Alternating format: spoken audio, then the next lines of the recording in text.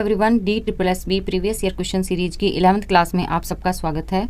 आज हम डिस्कस करेंगे DSSB TGT मैथ 2018 के जनरल इंग्लिश के क्वेश्चंस। फ्रेंड्स, यदि PYQ की इस सीरीज को आप अच्छे से फॉलो कर रहे हो तो DSSB के किसी भी पेपर में पूछे जाने वाले जनरल इंग्लिश के क्वेश्चंस में आपके 20 में से 20 मार्क्स पक्के हैं। तो इसी जोश के साथ हम आज की क्लास स्टार्ट करते हैं। जो चैनल पे नया है चैनल को सब्सक्राइब कर दें और अब तक वीडियो को लाइक नहीं किया है तो लाइक कर दें। क्वेश्चन क्या है? Select the most appropriate option to fill in the blanks. Fill in the blanks वाला क्वेश्चन है। सेंटेंस क्या है? सेंटेंस है his barber's shop is located dash a corner of the Haji Rani village.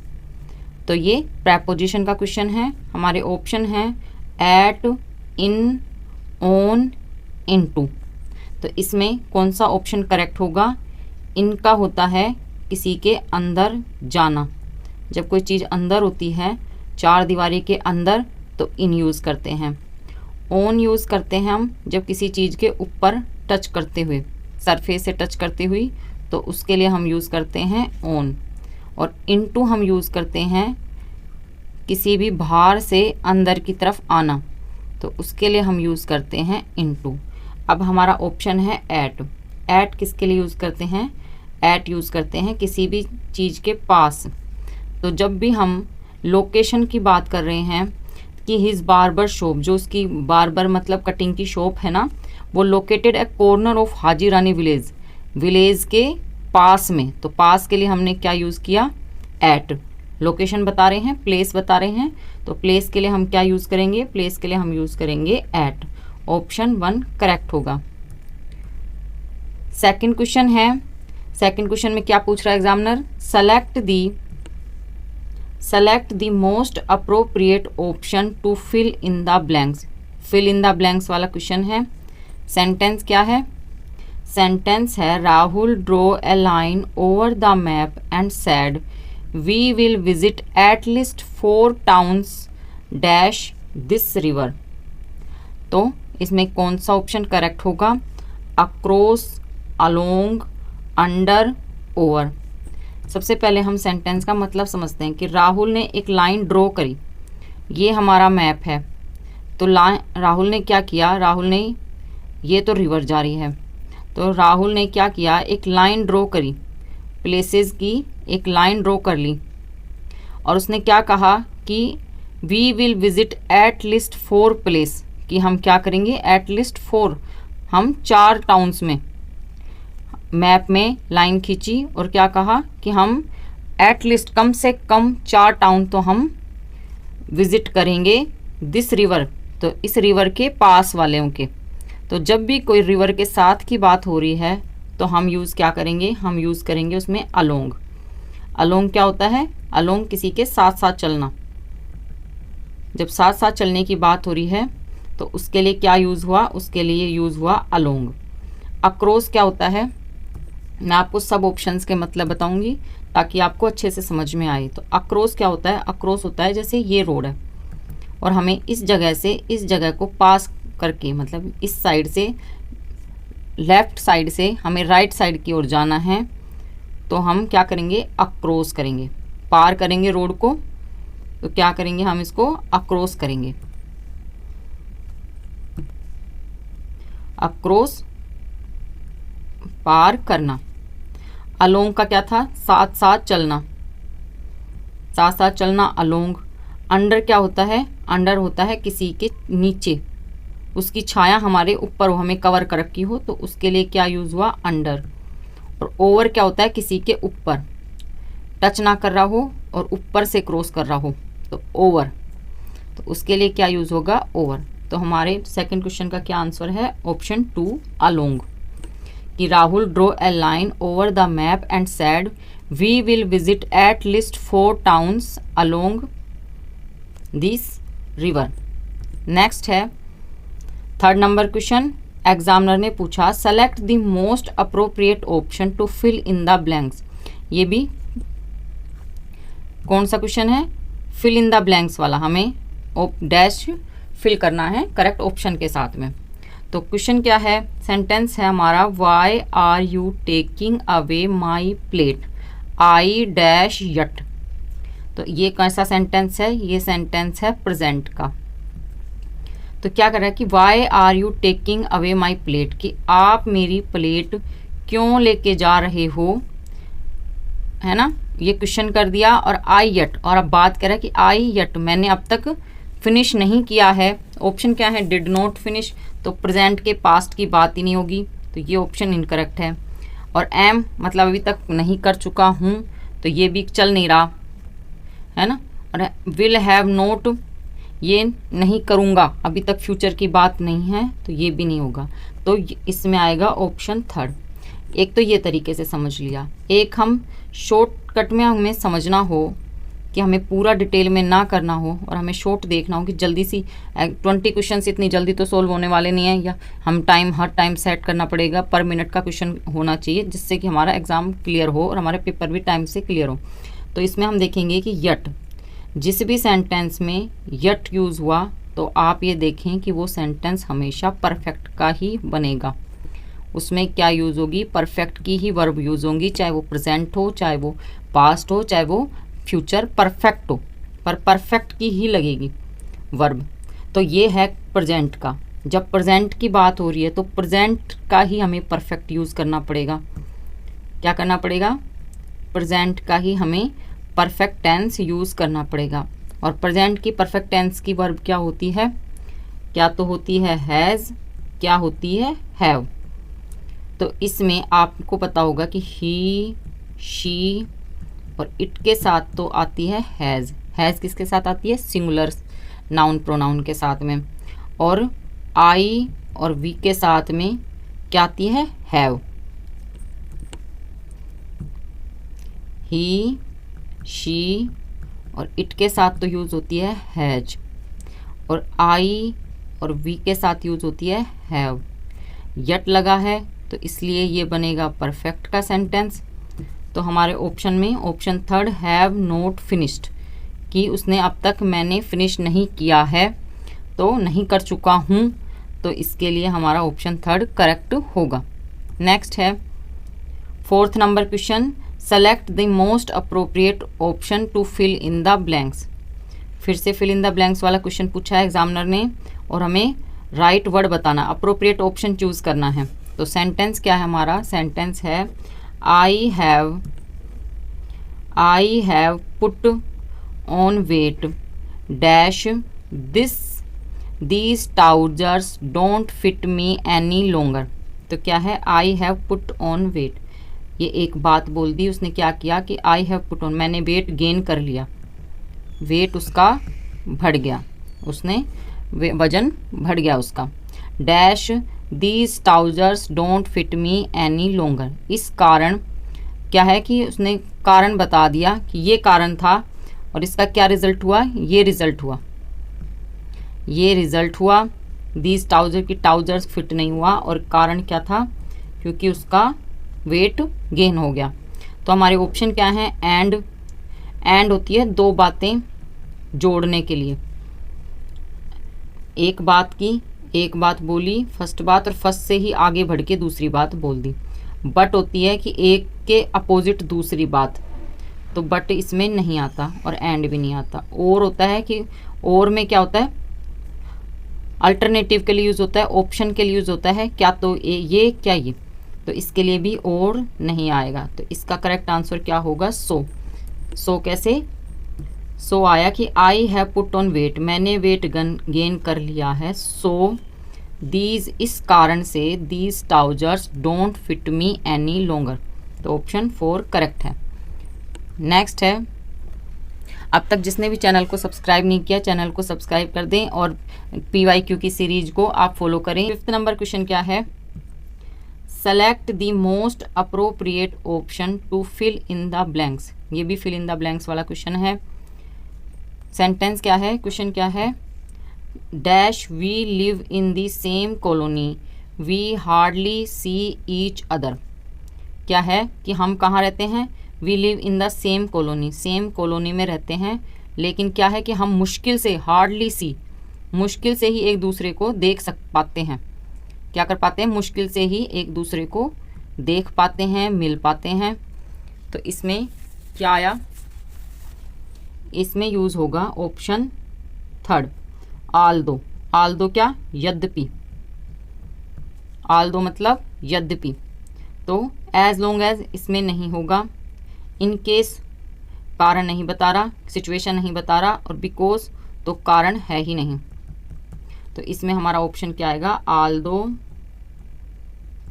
Aldous we live in same colony we hardly see each other. Option third correct है। आप देख पा रहे होंगे, अगर ढंग से क्वेश्चंस को समझ लें तो ये क्वेश्चंस के आंसर देना इतना मुश्किल नहीं है, और एक इजी क्वेश्चंस होते हैं।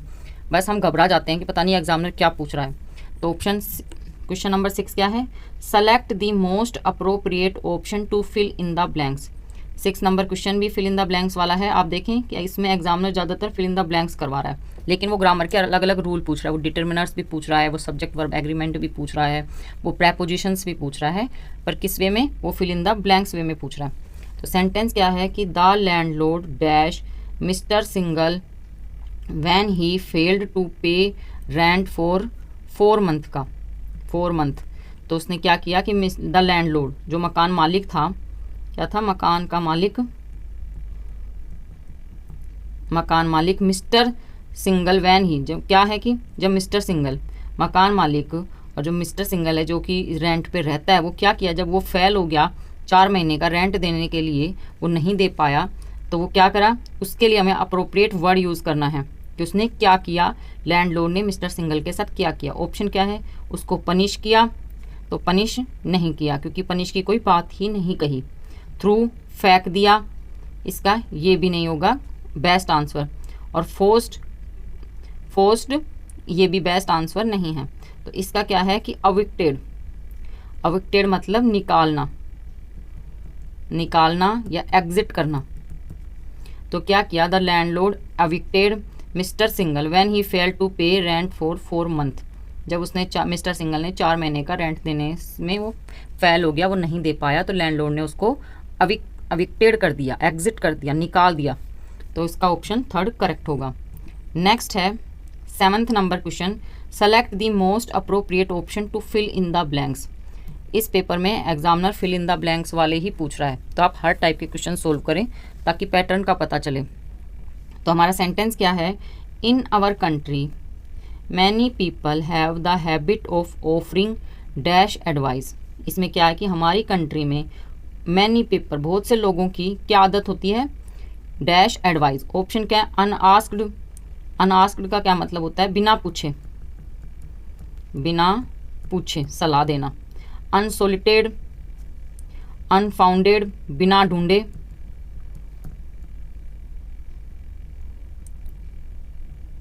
बिना ढूंढे, और अननेचुरल मतलब अकृत्रिम या कृत्रिम कह सकते हैं, नेचुरल ना हो, आर्टिफिशियल हो।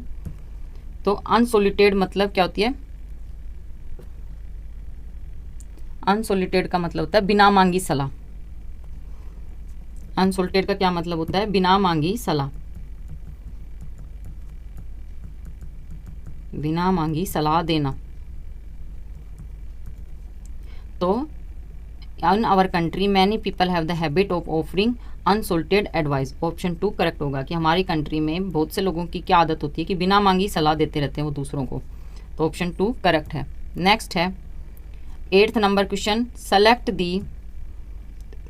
The synonym of the given word. इस वर्ड का हमें सिनोम बताना है कि इसका करेक्ट सिनोम कौन सा होगा। तो क्या है, एस्टिमेट। एस्टिमेट का क्या मतलब होता है, एस्टिमेट का मतलब होता है अनुमान लगाना। एस्टिमेट मतलब अनुमान लगाना। तो इसका हमें सिनोम बताना है। ऑप्शन है सोल्व, बिलीव, फाइंड या एसेस। सोल्व को क्या है, सोल्व का होता है हल करना। बिलीव मतलब विश्वास करना। फाइंड मतलब ढूंढना। फाइंड का क्या मतलब होता है, ढूंढना। और एसेस का मतलब होता है मूल्यांकन करना। तो अनुमान लगाना, मूल्यांकन करना, ये सेम है। तो ऑप्शन 4 करेक्ट होगा। क्या होगा, ऑप्शन 4 एसेस करेक्ट होगा। एस्टिमेट का करेक्ट आंसर एसेस है। नेक्स्ट है 9th number question, select the synonym of the given word. क्या करना है, हमें सिनोम बतानी है किसकी, लीच की। हमें लीच का सिनोम बताना है। तो इसका क्या होगा, ऑप्शन रेड।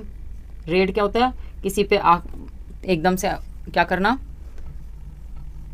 अटैक, आक्रमण करना, आक्रमण करना। बीट मतलब मारना। रेड क्या होता है, पकड़ना अचानक से उसके, है ना। और किल का क्या मतलब होता है, हत्या करना, मारना।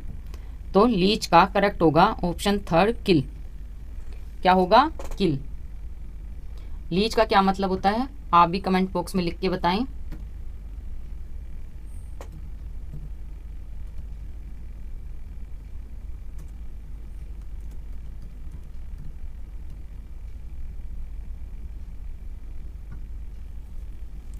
क्या होता है इसका करेक्ट आंसर, अन्याय के साथ दंड देना, फांसी देना। लीच का मतलब दंड देना या फांसी देना। क्या होता है, लीच का मतलब फांसी।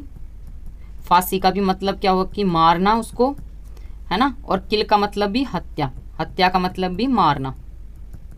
तो ऑप्शन थर्ड करेक्ट है। नेक्स्ट है 10th number question, select the antonym of the given word. क्या करना है हमें, एंटोनोमी मतलब विलोम शब्द बताना है, उसके अपोजिट मीनिंग वाला वर्ड बताना है। और सिनोम का क्या होता है, समान, सेम मीनिंग वाला, सेम मीनिंग सिनोम और अपोजिट एंटोनोम। तो हमारा क्या है, एनरिच। वर्ड क्या है, एनरिच। एनरेज का क्या मतलब होता है, एनरेज का मतलब होता है उभरना, किसी भी चीज से, किसी भी बात से उभरना। ऑप्शन क्या है, सरफेस। सरफेस क्या होता है, गुजरना। और मेटेरियलाइज्ड, मेटेरियलाइज मतलब बातचीत, कोई भी मैटर, बातचीत का कारण, बातचीत, बात, है ना। और अपीयर मतलब, और वैनिश। अपीयर क्या होता है, अपीयर का मतलब होता है प्रवेश करना।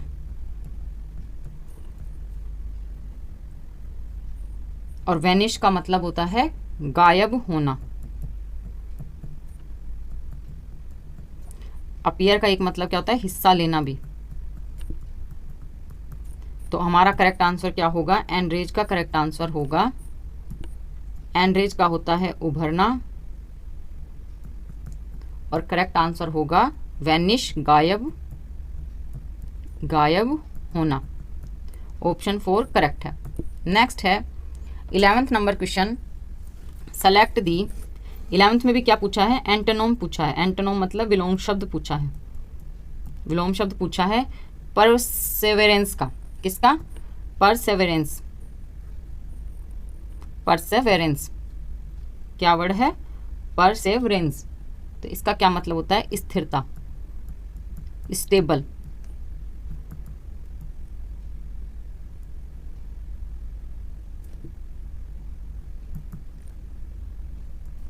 स्टेबल उसको क्या बोलते हैं, परसेवरेंस, स्थिरता। तो करेक्ट आंसर क्या होगा, हमें इसके अपोजिट मीनिंग वाला वर्ड बताना है। अपोजिट क्या होता है, स्थिरता का अपोजिट। ऑप्शन है डिटर्मिनेशन, दृढ़ता। डिटर्मिनेशन का मतलब क्या होता है, दृढ़ता। इन स्टेबिलिटी, है ना, रिसोल्टनेस या अर्जेंसी। तो हमारा करेक्ट आंसर क्या होगा, आप देख पा रहे होंगे कि स्टेबल का इनस्टेबल, स्थिरता, इनस्टेबिलिटी मतलब अस्थिरता। ये तो आपको ऑप्शन देखते ही पता चल गया होगा। तो ऑप्शन 2 करेक्ट है। नेक्स्ट है select the sentence structure that is grammatical correct, जो ग्रामर के तौर पर सही हो, करेक्ट यूज हो। तो ऑप्शन क्या है, इसमें हम पूरा ना पढ़ के मैं आपको राइट आंसर का एक्सप्लेन करती हूँ, वरना हमारा वीडियो काफ़ी लंबा हो जाएगा। तो हमारा क्या है, the dragon tree produces N Oval shaped fruit with white flash inside. क्या है कि ड्रैगन ट्री ने प्रोड्यूस किया एन ओवल शेप्ड, ओवल मतलब उल्लू की शेप का, उसने प्रोड्यूस किया फ्रूट विद वाइट फ्लैश, जिसके अंदर वाइट हो, उसने ड्रैगन ट्री ने वो वैसा फल बनाया। विच कैन बी ईटन रो, जिसको क्या करते हैं, जिसको हम कच्चा खा सकते हैं। तो ऑप्शन थर्ड करेक्ट है। नेक्स्ट है 30 number question, arrange the parts of the sentence in A meaningful and grammatical correct order. तो इसमें क्या है, हाउ पॉलिटिंग इंडस्ट्रीज द जजेस wandered continued to operate in the Taj Trapezim zone despite the Supreme Court's order। तो इसका correct answer क्या होगा, इसका करेक्ट होगा सबसे पहले तो ऑप्शन बी, द जज वंडर्ड।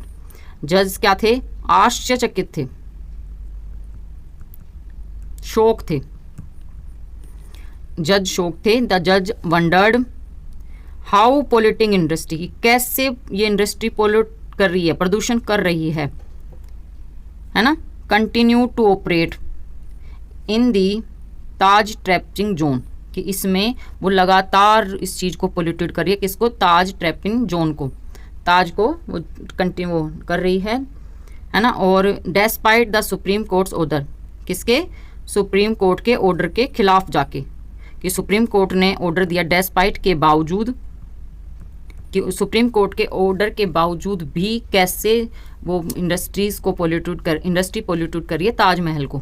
तो इसका करेक्ट ऑर्डर क्या होगा, ऑप्शन 1 BACDE, ऑप्शन 1 करेक्ट है। नेक्स्ट है 14 नंबर क्वेश्चन,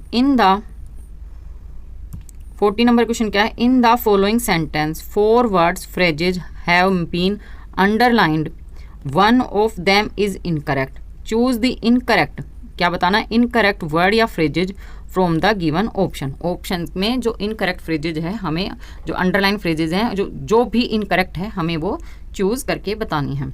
तो सेंटेंस क्या है, सेंटेंस है you can go now but you must be back in the office between 4 o'clock।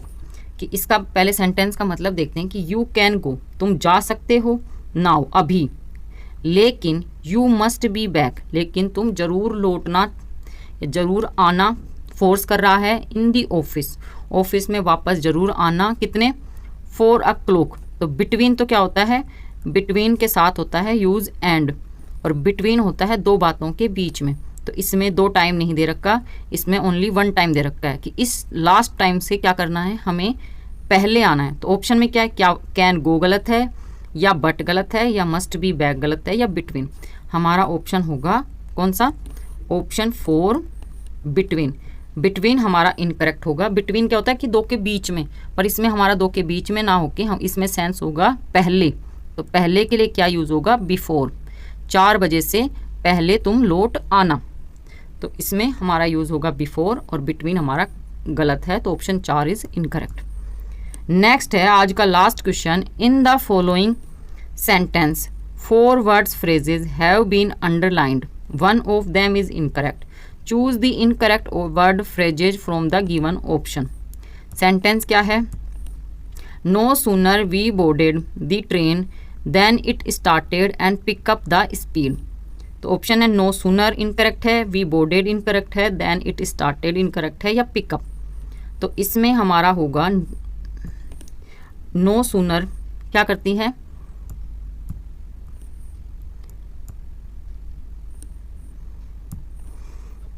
No sooner